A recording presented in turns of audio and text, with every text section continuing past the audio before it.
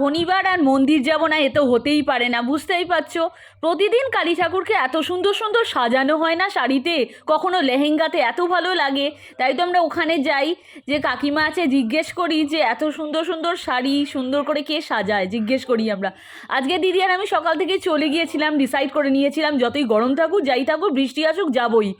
তো আজকে না একদম এত হাওয়া দিচ্ছিল, জ্বলছিলই না জানো তো প্রদীপ। কিন্তু বলে না চেষ্টা করলে সব হয়। জানো তো 21-এর প্রাইমারি টেট দেওয়ার পর, মানে 17 সালেরটা, আমি তো ভেবেছিলাম আমি আর পাবোই না। এত শক্ত প্রশ্ন ছিল, আমি দিয়ে পুরো চোখ চানা বড়া হয়ে গিয়েছিল জানো, তোমাদের কি বলবো, কাঁদতে কাঁদতে বেরিয়েছিলাম।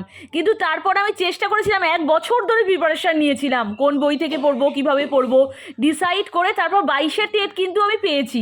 জানি ওটা এখনও কিছু হয়নি ফলপ্রসূ, সেই জন্য তোমাদের বলতে পারছি না, কিন্তু হয়েছিল।